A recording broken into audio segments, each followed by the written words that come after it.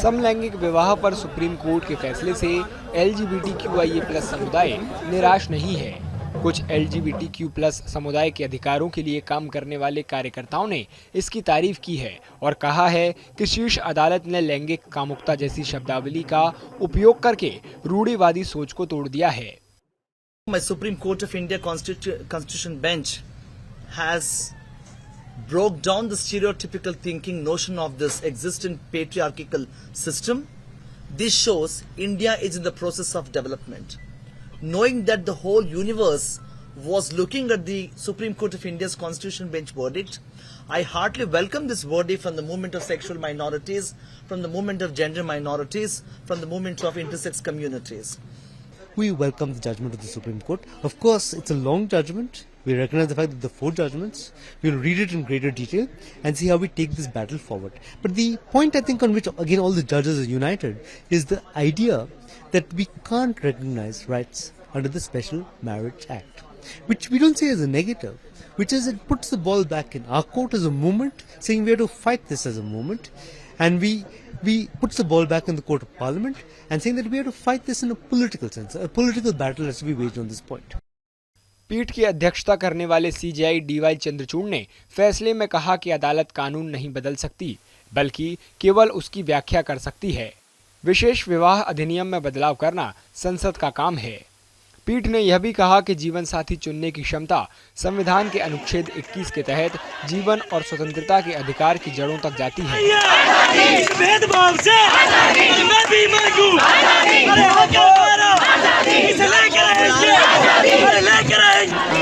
Supreme court ने ये भी कहा है संसद को और स्टेट गवर्नमेंट्स को, पार्लियामेंट्स को कि वो कुछ करे हमारे इस मैरिज इनइक्वालिटी की वजह से जो इनजस्टिस होता है जो सेम सेक्स कपल के साथ, तो उसके लिए पार्लियामेंट, संसद और राज्य सरकार कुछ करे।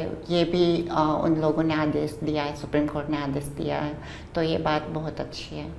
सुप्रीम कोर्ट ने केंद्र राज्यों और केंद्र शासित प्रदेशों से यह भी निर्देश दिया है कि वे समलैंगिक अधिकारों के बारे में जनता को जागरूक करने के लिए कदम उठाएं और यह सुनिश्चित करें कि अंतरलिंग वाले बच्चों को उस उम्र में लिंग परिवर्तन ऑपरेशन की अनुमति नहीं दी जाए जब तक वे परिणाम को पूरी तरह से समझने की स्थिति में ना हों। संविधान पीठ के सदस्य न्यायमूर्ति AK कौल ने कहा कि गैर विषम लैंगिक और विषम लैंगिक संबंधों को एक ही सिक्के के दोनों पहलू के रूप में देखा जाना चाहिए।